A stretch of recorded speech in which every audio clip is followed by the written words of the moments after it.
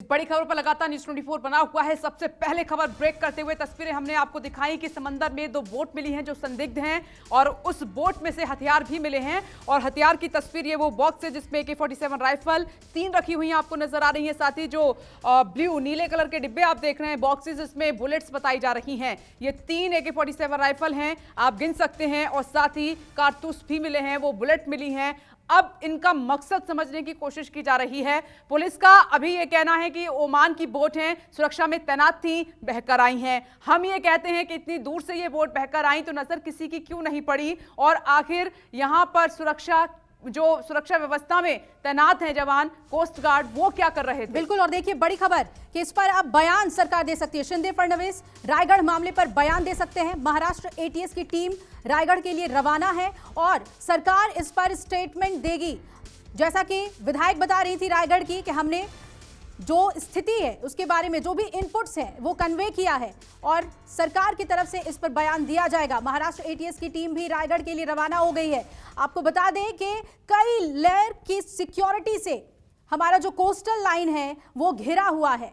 ना ही सिर्फ हमारे कोस्टल गार्ड्स बल्कि नेवी भी इसके लिए तैनात रहती है। लेकिन कैसे ये दो बोट्स तैरते हुए ओमान से भारत तक पहुंच गई और हमारे तट पर आकर लग गई, ये एक बहुत बड़ा सवाल है। सिक्योरिटी लैप्स तो नहीं? शायद यही वजह है कि अब सरकार इस पर बयान देगी, बताएगी कि क्या हुआ है, किस तरीके से अब जांच की जा रही है, जांच में प्राइमरली क्या बातें सामने आ रही है, प्रथम दृष्टया क्या बातें सामने आ रही है। तो ये हरिहरेश्वर बीच है रायगढ़ का, जहां से बोट मिली है। CM डिप्टी CM बयान देंगे। इस बीच इंद्रजीत हमारे साथ मौजूद हैं। इंद्रजीत, अभी एक्सपर्ट्स हमारे साथ जुड़े थे, उनका यह कहना है कि इस मामले को हल्के में नहीं लिया जा सकता।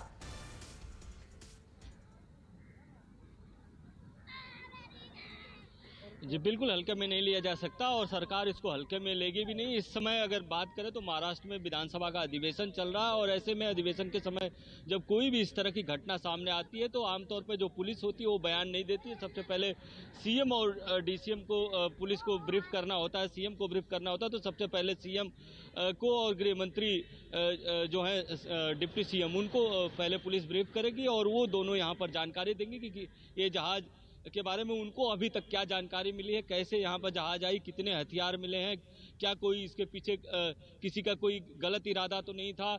क्योंकि इस समय अगर महाराष्ट्र की बात करें तो कल ही महाराष्ट्र में दही हंडी है, इसके अलावा गणेश चतुर्थी का त्यौहार है और रायगढ़ में बड़े पैमाने पर गणेश चतुर्थी का त्यौहार मनाया जाता है। वहाँ पर समुद्र तटों के किनारे बहुत बड़ी संख्या में लोग जाते हैं। तो इसको इस लिहाज से भी देखा जाएगा कि कहीं कोई बड़ी साजिश तो नहीं थी इसके पीछे और यही कारण है कि अब इस मामले में पुलिस के साथ साथ ATS भी इस मामले की अब जांच कर रही है और ATS से पता लगाने की कोशिश कर रही है कि ये बोट कहां से आई, इसको कौन लोग लाए थे और कितने दिनों से ये लावारिस, एक तरह से कहे कि संदिग्ध बोट लावारिस पड़ी हुई थी, कितने दिनों से इस पर लोग नहीं थे, इसके पहले क्या लोग थे या नहीं थे। ये सारी बातों की जांच ATS कर रही है और जो हथियार मिले हैं उनकी जो क्षमता है, किस तरह की क्षमता है, या जो कारतूस मिले हैं वो जीवित कारतूस हैं, कैसे कारतूस है, ये सारे मामलों की जांच की जाएगी। और यही कारण है कि ATS की टीम वहां पर अब जो घटना स्थल है वहां पर रवाना हो चुकी है और पूरे इलाके में जो है हाई अलर्ट घोषित किया गया। चलिए, यानी कि अब जब स्टेटमेंट सरकार की तरफ से आएगा तो ये देखना अहम हो जाएगा कि क्या कुछ बातें उनके संज्ञान में आ चुकी हैं और क्या बताते हैं वो इस घटना को लेकर। हमारे साथ लगातार एक्सपर्ट्स भी जुड़ रहे हैं। हमारे साथ एडमिरल सिन्हा जुड़े हुए हैं। सर, एक बार हम आपसे समझना चाहेंगे कि आखिर कोस्ट की मॉनिटरिंग कैसे होती है, ये बताइए हमारे दर्शकों को कि कैसे ये अश्योर किया जाता है कि कोस्ट लाइन पर कोई दुश्मन अंदर ना आ जाए। पूरी तरीके से जो चाक चौबंद व्यवस्था होती है डिफेंस की, वो कैसे होती है? देखिए, जो ये इलाका है, जो ये समुद्र का ये तट है, ये एक हाई जिसको हम सी लेन ऑफ कम्युनिकेशन का हिस्सा है। सी लेन कम्युनिकेशन का हिस्सा इसलिए है कि तकरीबन 50% जो आपका तेल का निर्यात होता है पूरे शिप्स इसमें चलते हैं। तो पूरे विश्व का 50% आयात निर्यात इस इलाके से होता है। ये रूट है उसका, क्योंकि इसी रूट से होते हुए ये जाती हैं आपको श्रीलंका के नीचे 10 नॉटिकल माइल से नीचे से होकर के जो सी रूट ऑफ कम्युनिकेशंस जाती हैं और वो state of Malacca, state of हार्मोस की जो हम बात करते हैं। बट सबसे बड़ी बात है कि यदि ये चली है ओमान से जो रायगढ़ की जो दूरी है उसको आप 1530 नॉटिकल माइल की है, और 1530 नॉटिकल माइल के अंदर में बहुत ज्यादा शिपिंग लेन्स हैं जिसमें शिपिंग, किसी की नजर तो पड़ी होगी, और कोई भी लावारिश जिस तरह से ये बोटें बताई जा रही हैं तो उनके नजरों से निकल नहीं सकता। क्योंकि आपको ये जानकर हैरानी होगी 35,000 शिप साल में इसमें चलते हैं इस लेन के ऊपर जी। और जो आपने सवाल किया है कि क्या इसके अंदर में कौन नेवी के अलावा कोस्ट गार्ड का मेन इनकी जिम्मेवारी है, तट के ऊपर में रक्षा की जिम्मेवारी कोस्ट गार्ड की है। नेवी भी इसके ऊपर में उनके रडार सिस्टम्स हैं, उनकी भी चौकसी उनका जिम्मेदारी जरूर, मगर नेवी की जिम्मेदारी इसलिए है कि उनको रडार सिस्टम्स भी लगे हुए हैं, तो इन रडारों को कैसे ये भेद करके यहाँ आ गया। और उसके अंदर देखिए, कोई भी यदि आप कहिए सिक्योरिटी वालों का है, ओमान के सिक्योरिटी, कोई भी अपने हथियारों को ऐसे नहीं छोड़ता है, और कोई भी ये ऐसे लवारिस बह के नहीं आ गई। तो और सर अभी तक ओमान की तरफ से कोई स्टेटमेंट भी नहीं है इस पर। जी हाँ, और बस के सिनेरियो चाहिए, सभी लोग इसको नकारा कर रहे हैं, इसको मान रहे हैं, क्योंकि हमारे सिक्योरिटी में हम जनरली उसको नकार देते हैं कि नहीं ऐसा कुछ नहीं है, मगर इसको आप बस के इसके ऑक्यूपेंट होंगे, वो ऑक्यूपेंट कहीं और क्या हथियार लेके निकल गए, जिस तरह से चीजें होती हैं। और आप भी कह रही कि ये बहकर आई, ये कह रहे हैं, और आप उसको उस पर डाउट कर रही है, बहुत सही है, क्योंकि आपके दर्शकों को और पूरे इंडिया को इसके ऊपर में हमें बहुत चौकन्ने रहने की जरूरत है। क्या 26/11 की ये घटनाएं, क्योंकि जिस तरह से पाकिस्तान फोर्स फिर से बहुत एक्टिव है, अफगानिस्तान एक्टिव है, क्या ये ओमान से आई है, क्या उनके बंदर अब्बास से चली है, क्या वहां से ये लेकर आतंकवादियों को लेके आई है, तो इनको नकारना नहीं चाहिए मेरे ख्याल से, जब तक को आप एब्सोल्युटली पक्के हो जाए कि कुछ ऐसा नहीं। ठीक है सर, आते हैं अभिलाषा, हमारे साथ एके जैन साहब भी लगातार बने हुए हैं जी। एके जैन साहब, अभी कोई और इन्फॉर्मेशन आपके पास आई हो ये जो बोट मिली है इसके रिगार्डिंग?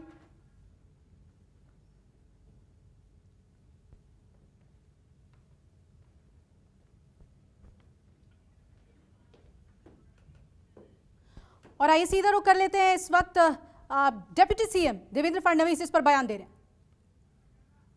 सुमारास या बोटीचे इंजिन निकामी झाले आणि खलाशांनी मदतीसाठी कॉल दिला। 13 वाजताच्या सुमारास एका कोरियन युद्धनौकेने बोटीवरील खलाशांची सुटका केली आणि त्यांना ओमानला सुपूर्द केले। समुद्र खवळलेला असल्याने लेडी हान या बोटीचे टोईंग करता आले नाही आणि समुद्राच्या अंतर्गत प्रवाहामुळे भरकटत ही नौका हरिहरेश्वर किनाऱ्याला लागलेली आहे, अशी माहिती भारतीय कोस्ट गार्डकडून प्राप्त झालेली आहे। सदर घटनेचा तपास स्थानिक पोलीस आणि दहशतवाद विरोधी पथक हे दोघे मिळून करीत असून आगामी सणांच्या पार्श्वभूमीवर सर्व पोलीस घटकांना सतर्कतेचा आदेश देण्यात आला आहे। भारतीय कोस्ट गार्ड आणि केंद्रीय संस्थांशी सतत संपर्क चालू असून बारकाईने पुढील तपास करण्यात येतो आहे। अध्यक्ष महोदय, या संदर्भात ही माहिती जरी प्राप्त झाली असली तरी कुठेही याबद्दल ऑथेंटिसिटी आहे, कुठेही कमी राहू नये या दृष्टीने माहिती जरी प्राप्त झाली असली तरी सगळीकडे नाकाबंदीचे आदेश दिले आहेत। सणांचे दिवस असल्यामुळे त्या ठिकाणी काही कुठली घटना घडणार नाही याच्याकडेही लक्ष ठेवण्याकरता सांगितलेलं आहे आणि केंद्रीय यंत्रणा या संदर्भात आपल्यासोबत सातत्याने संपर्क ठेवून आहेत आणि आता या माहितीचं कन्फर्मेशन हे केंद्रीय यंत्रणांनी दिलेलं आहे। निवेदनार्थी विनंती आहे, उद्या गोपाळकाला आहे श्रीवर्धन तालुक्यामध्ये हरेश्वर भरडखोल परिसरामध्ये झालेली हे प्रकरण आहे। गोपाळकाला असेल मोठ्या प्रमाणात तिथं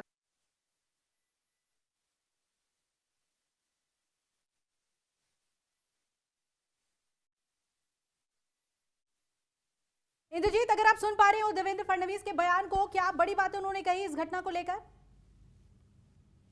चेक करता हूँ। चलिए, इंद्रजीत से भी संपर्क नहीं हो पा रहा है, हम दोबारा साधने की कोशिश करेंगे, लेकिन जो कहा है डिप्टी सीएम ने, उन्होंने कहा कि हाँ संदिग्ध हथियार मिले हैं। इंद्रजीत बोलिए अब।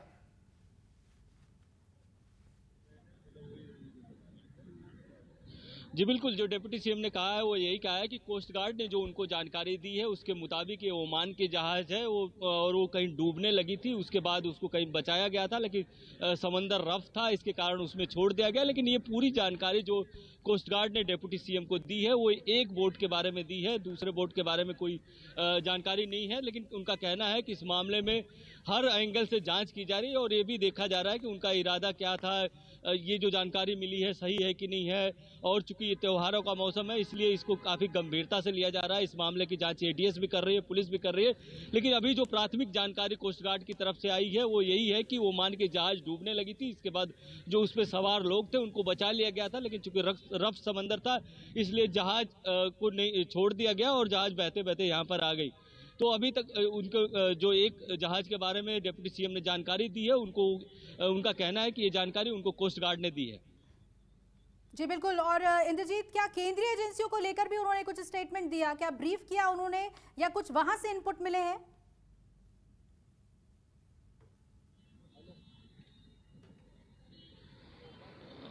अभी तक जो उन्होंने जानकारी दी है उनका कहना था कि ये प्राथमिक जानकारी है और प्राथमिक जानकारी के मुताबिक कोई बहुत चिंता की बात नहीं है। लेकिन ये ऐसी भी बात नहीं है कि इसको हम गंभीरता से नहीं ले रहे हैं, इसको काफी गंभीरता से ले रहे हैं और हम लगातार नेवी और कोस्ट गार्ड के संपर्क में है और कोस्ट गार्ड ने ही हमको जानकारी दी है कि ये जहाज कुछ दिन पहले ओमान के समुद्र तट में काफी अंदर थी और डूब रही थी। शायद जो उन्होंने एक जानकारी दी कि कोरियन जो दल है उसने उस जहाज को बचाया था, कि जो दल थे उसको उनको बचाया था, लेकिन जहाज चूंकि रफ समंदर था इसलिए उन लोगों ने छोड़ दिया था और वो बहते बहते यहाँ पर आ गई थी। लेकिन ये सारी जानकारी एक जहाज के बारे में और दूसरे जहाज के बारे में ये जानकारी नहीं है। तो कहीं न कहीं जो एक्सपर्ट सवाल उठा रहे हैं कि दो जहाज एक साथ कैसे आई, ये सबसे बड़ा सवाल है। जहाज में हथियार क्यों था?